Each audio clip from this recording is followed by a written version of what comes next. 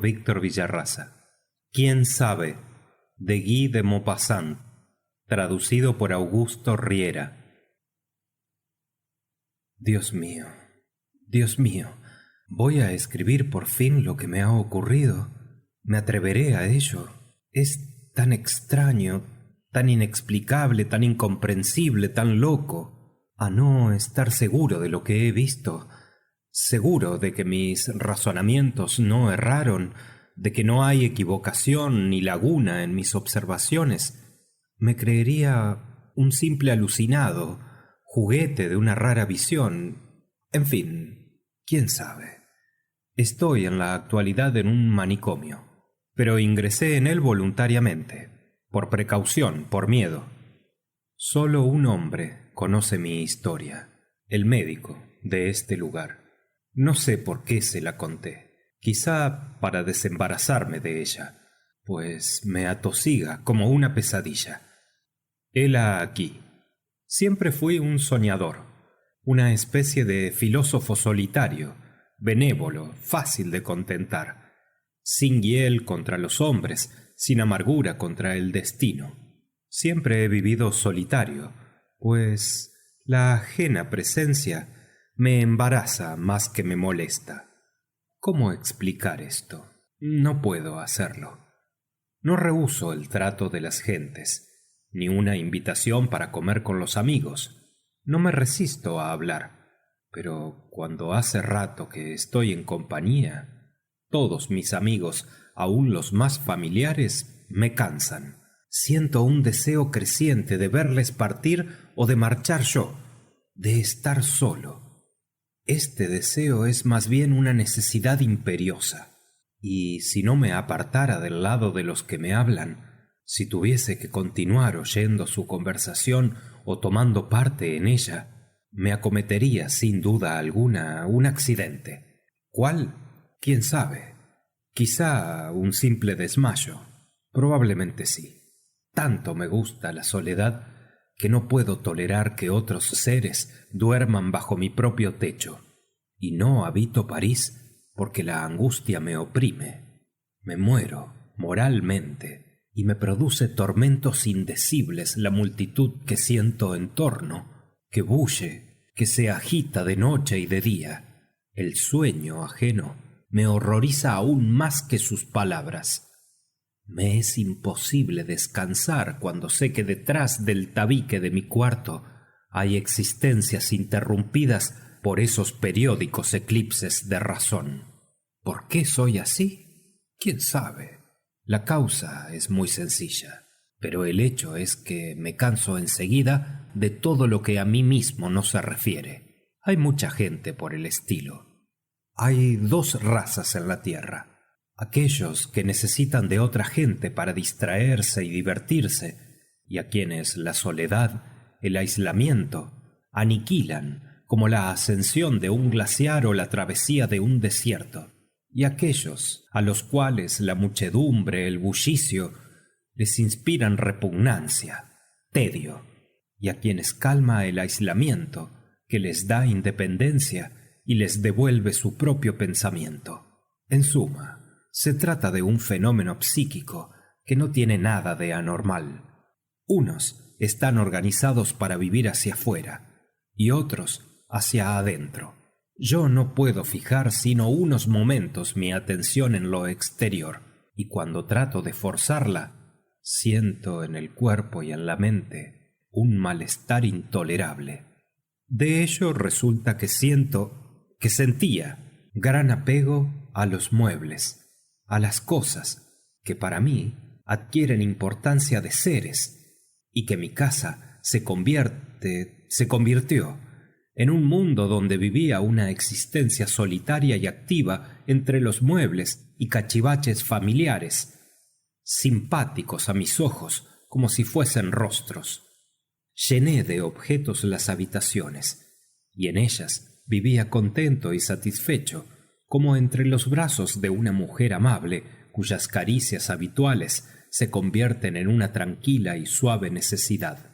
Había hecho edificar la casa en un hermoso jardín que la aislaba de los caminos, cerca de una ciudad donde podía encontrar los recursos de la sociedad de los que sentía a veces el deseo.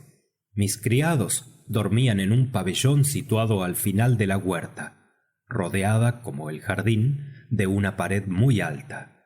El abrazo obscuro de la noche en el silencio de mi casa oculta bajo la fronda de los grandes árboles me producía tal reposo y bienestar que cada noche vacilaba muchas horas antes de acostarme para saborear más y más el misterioso encanto.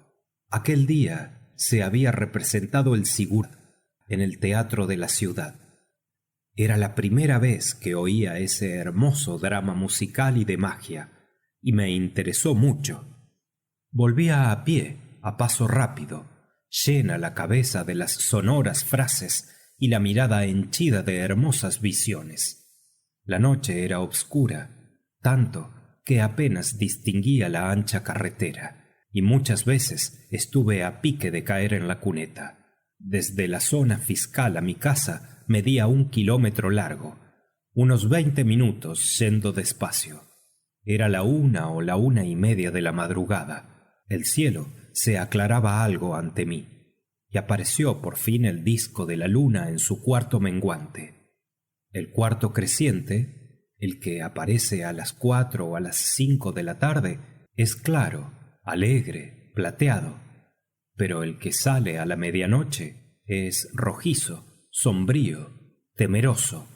Es la media luna del aquelarre.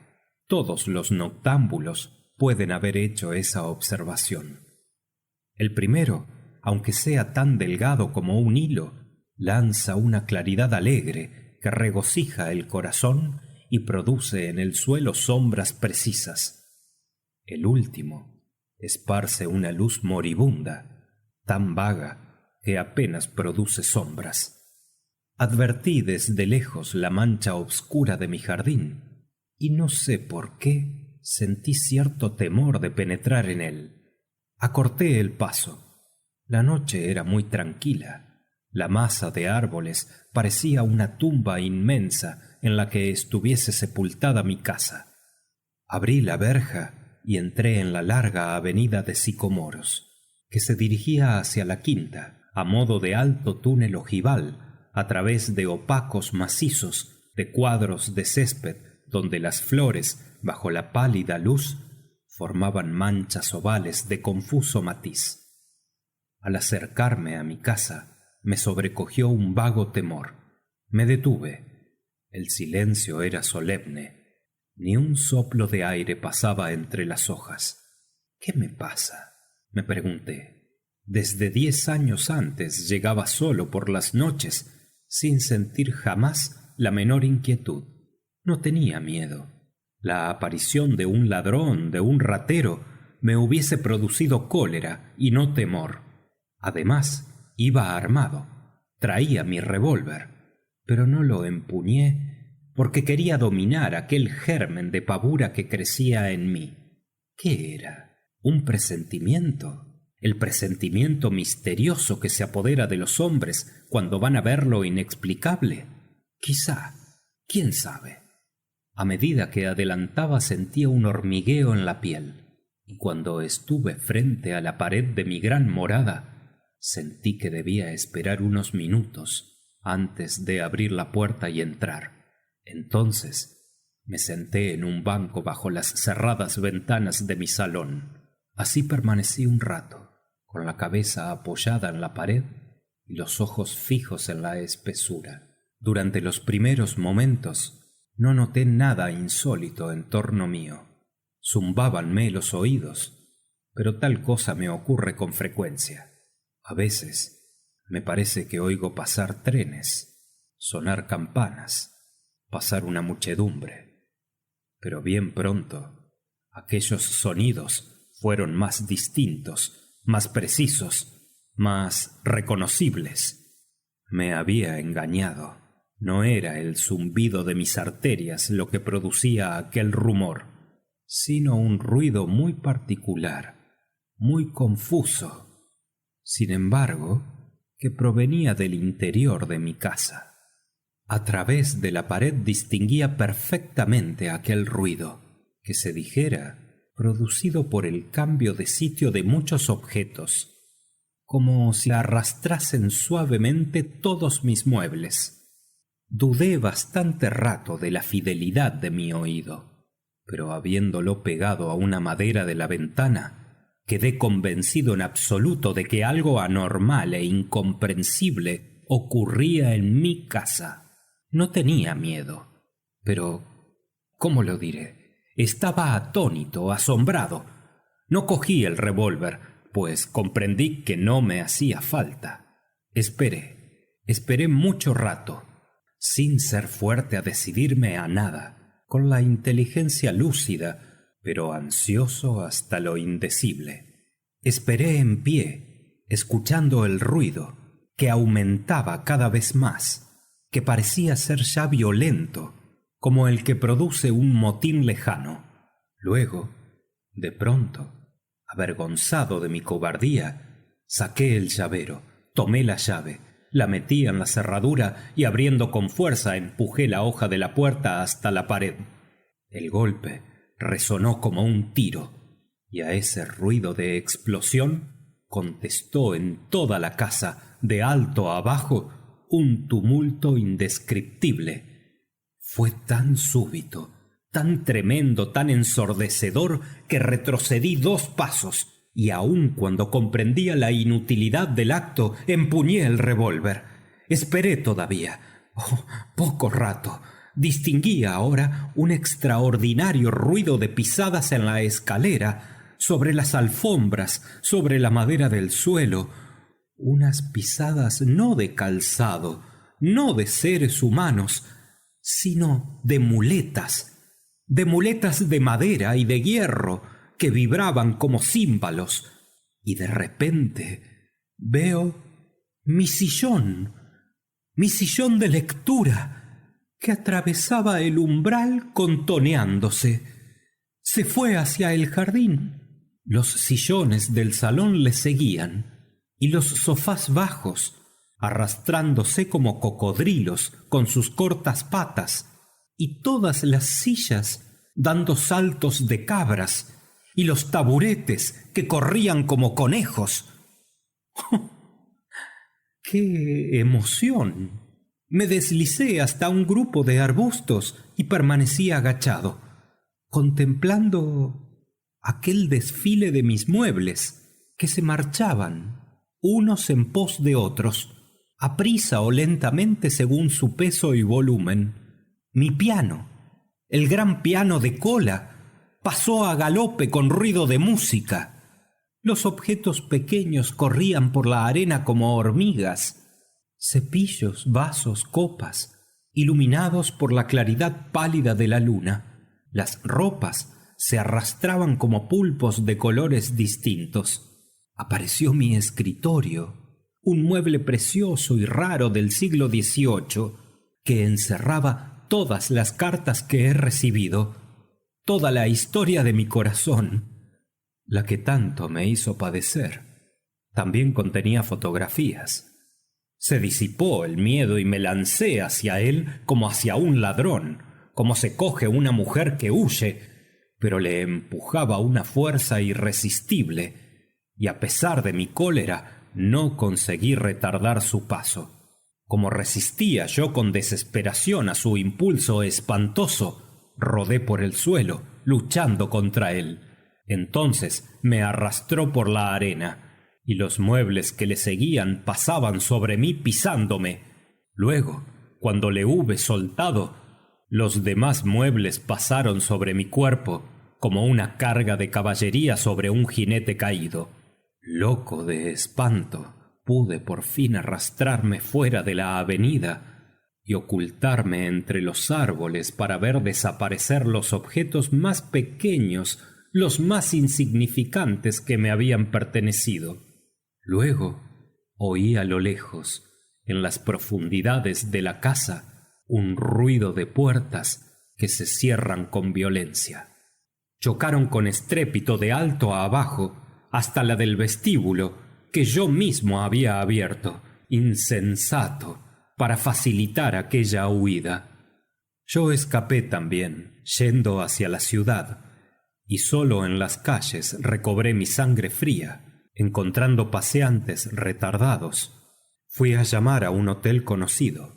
Había sacudido el polvo que manchaba mi traje, y conté que había perdido las llaves, incluso las del pabellón, donde dormían los criados. Me hundí en la cama que me dieron. No pude dormir, y esperé el día sintiendo los latidos de mi corazón.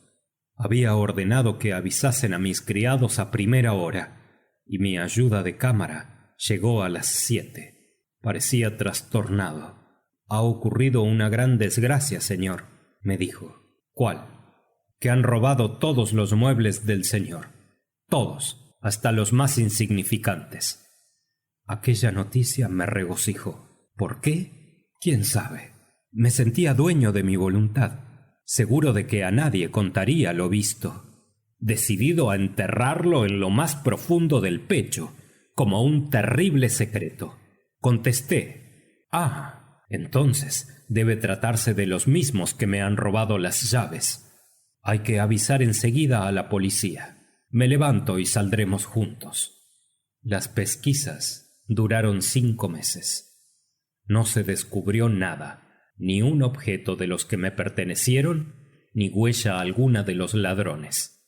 Pardieu, si hubiese dicho lo que vi, me hubieran encerrado a mí en vez de los ladrones. Supe callarme, pero no volví a amueblar mi casa. Era inútil. Comprendía que la broma iba a repetirse. No volví a mi casa ni la vi más.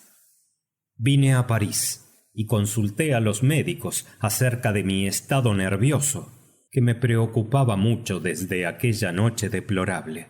Me aconsejaron que viajara. Seguí su consejo. Empecé por una excursión en Italia. Me probó el sol. Durante 6 meses erré de Génova a Venecia, de Venecia a Florencia, de Florencia a Roma, de Roma a Nápoles. Recorrí luego Sicilia, país admirable por su naturaleza y sus monumentos, reliquias de griegos y normandos. Estuve en África. Atravesé pacíficamente el gran desierto amarillo y quieto que pasan los camellos, las gacelas y los árabes vagabundos, en donde la atmósfera siempre transparente y pura no permite ninguna aparición medrosa. Volví a Francia por Marsella, y a pesar de la alegría provenzal, la luz menos viva me entristeció. Sentí, al volver al continente, la misma rara impresión de un enfermo que se juzga curado y al que, de pronto, un dolor sordo le advierte que aún persiste un foco morboso en su organismo. Volví a París. Al mes me aburría. Era en otoño y quise hacer antes del invierno una excursión a Normandía, país desconocido para mí. Empecé por Rouen y durante 8 días vagué distraído, alegre y entusiasmado por esa ciudad de la Edad Media, por ese sorprendente museo de extraordinarios monumentos góticos. Una tarde, cerca de las 4, al penetrar en una calle estrafalaria por cuyo centro corre un arroyo negro como la tinta, llamado Eau de Robé, me fijé en una serie de tiendas de ropavejeros situadas una al lado de otra. Habían escogido perfectamente el lugar, aquellos traficantes de antiguallas. En aquel callejón fantástico, junto al siniestro arroyo, bajo los aleros de aquellos tejados de tejas y pizarra, donde chirrían aún las viejísimas veletas. En el fondo de los almacenes obscuros amontonábanse las arcas esculpidas, las faïences de Rouen, de Nevers, de Moutier, estatuas pintadas, otras de encina, crucifijos, vírgenes, santos, ornamentos sagrados, vasos, copones, casullas, capas pluviales y un antiguo tabernáculo de madera sobredorada que ya había abandonado Dios. ¡Ja! ¡Cuán raras aquellas cavernas! aquellas casas ruinosas, repletas desde los subterráneos a los desvanes de objetos de toda especie, cuya existencia parecía ya extinta, que sobrevivían a sus naturales poseedores, a su época, a su siglo, a sus modas, para ser comprados como curiosidades por las generaciones nuevas. Mi afición a los cachivaches se reavivaba en aquel barrio de anticuarios. Iba de tienda en tienda, atravesando en 2 zancadas los puentes de podridas planchas echados sobre la nauseabunda agua del arroyo. Dios mío, qué impresión. Uno de mis más preciosos armarios apareció de pronto a la entrada de un almacén lleno de muebles, que parecía el umbral de unas catacumbas de trastos antiguos. Me acerqué temblando de pies a cabeza, temblando de tal modo que no me atrevía a tocarlo. Alargaba la mano, vacilaba. Era mi armario, sí, no cabía duda, un armario de Luis XIII, reconocible para quien lo hubiese visto una sola vez. Mirando más adentro, vi 3 de mis sillones de tapicería y 2 cuadritos sobre madera del tiempo de Enrique II, tan raros que los aficionados acudían de París para verlos. Pensad en el estado de mi alma. Adelanté, presa de vivísima impresión, pero adelanté porque soy valiente. Avancé como un paladín medioeval al penetrar en una cueva encantada. Hallaba, poco a poco, cuanto me había pertenecido: mis lámparas y arañas, mis libros, mis cuadros, mis tapices, mis armas, todo menos mi escritorio, que no advertí en punto alguno. Iba siguiendo las galerías obscuras para subir a los pisos. Estaba solo. Llamaba y no me respondían. Parecía no haber nadie en aquella casa, vasta y tortuosa como un laberinto. Llegó la noche y me senté en una de mis sillas, porque no quería marcharme. De cuando en cuando gritaba: ¿No hay nadie en la casa? Estaba allí hacía 1 hora por lo menos, cuando oí pasos ligeros, lentos, no sé dónde. Estuve a pique de huir, pero me rehíce y vi luz en la habitación del lado. ¿Quién va?, preguntó una voz. Contesté: un comprador. Replicaron: vaya unas horas de entrar en las tiendas. Respondí: hace 1 hora que le aguardo. Vuelva usted mañana. Mañana no estaré en Rouen. No me atrevía a meterme más adentro, y él no aparecía. Continuaba viendo la claridad de su lámpara, que iluminaba un tapiz en el que 2 ángeles volaban sobre los cadáveres de un campo de batalla. También era mío aquel tapiz. Dije: ¿no viene usted? Contestó: le aguardo. Me levanté y fui hacia él. En el centro de una amplia sala estaba en pie un hombrecillo, rechoncho y bajo, gordo como un fenómeno repugnante. Tenía la barba amarillenta, clara, mal cortada, y ni un pelo en la cabeza, ni un pelo. Sostenía la luz con el brazo extendido para verme mejor, y su cráneo se me antojó una luna diminuta en aquella sala atestada de muebles viejos. El rostro estaba arrugado y abotargado, los ojos eran casi imperceptibles. Regateé 3 sillas que eran mías y pagué por ellas mucho más de lo que valían, sin decir mi nombre. Solo dejé el número del cuarto de la fonda donde me hospedaba. Debían serme entregadas al día siguiente a las 9. Salí. Me acompañó hasta la puerta deshaciéndose en cumplidos. Fui enseguida a la comisaría de policía, donde expliqué el robo de que fuera víctima y el descubrimiento que acababa de hacer. Pidió acto continuo por telégrafo informes al juez que instruyó la causa y me rogó que aguardase la contestación. Llegó al cabo de 1 hora y era muy satisfactoria para mí. Voy a mandar a detener a ese hombre e interrogarle, me dijo. pues pudiera haber concebido alguna sospecha y hacer desaparecer lo que le pertenece a usted. Puede usted ir a comer y volver dentro de un par de horas. Le interrogaré de nuevo delante de usted. Mil gracias, caballero. Fui a comer a mi hotel y comí con apetito. Estaba contento. Le había pillado. 2 horas después, volví a la comisaría. El jefe me aguardaba. «Mire, caballero», dijo apenas me vio, «no han encontrado a ese hombre. Mis agentes no han podido cogerle». Ah, me sentí desfallecer. Pero han encontrado la casa, por lo menos.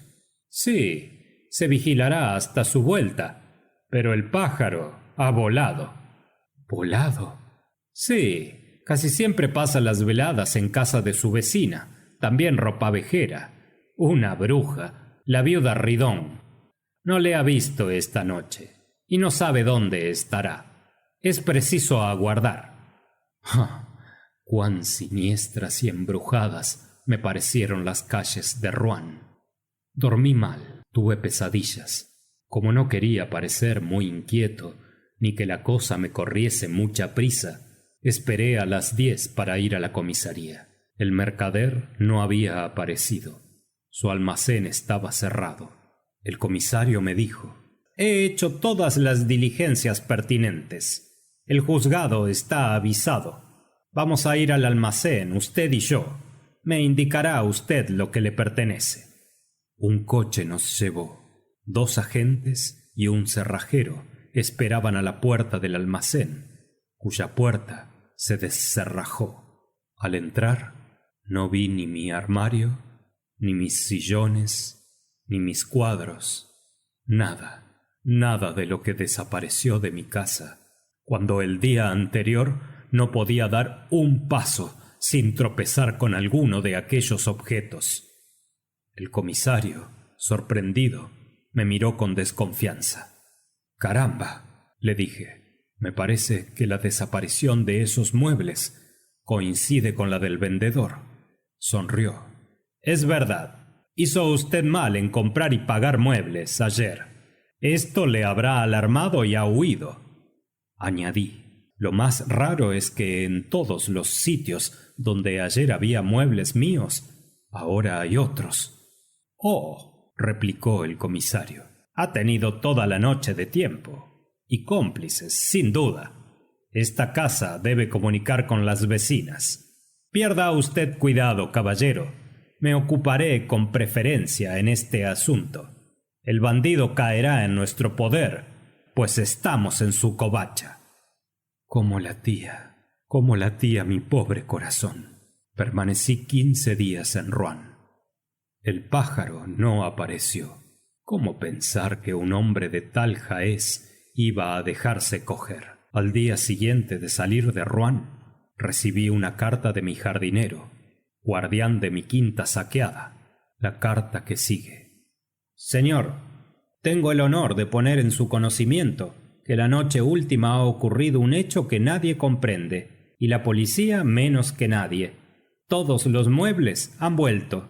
Todos, hasta los más insignificantes. La casa está ahora como antes de ocurrir el robo. Hay para volverse loco. Sucedió esto la noche del viernes al sábado.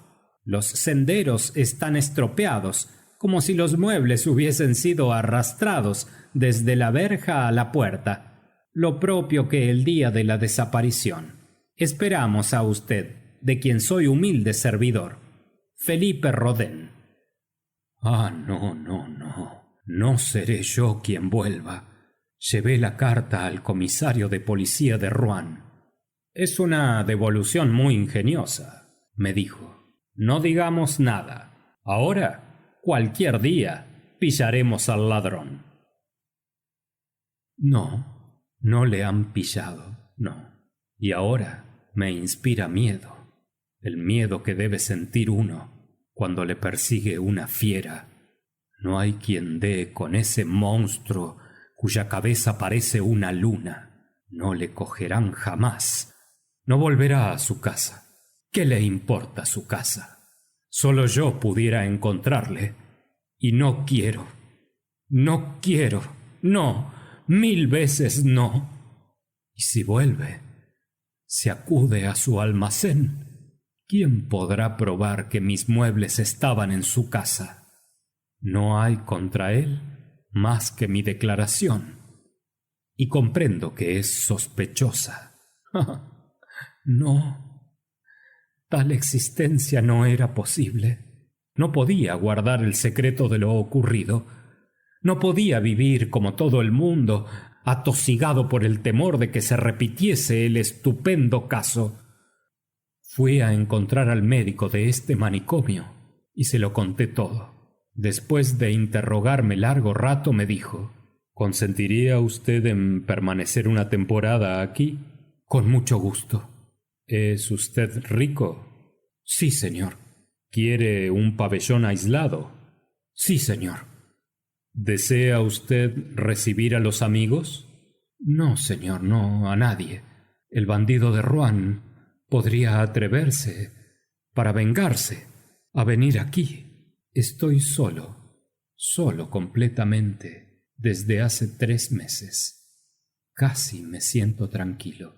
Únicamente temo una cosa: si el anticuario enloqueciese y lo trajeran aquí, ni aun en las cárceles se está seguro. Fin de ¿Quién sabe? De Guy de Maupassant.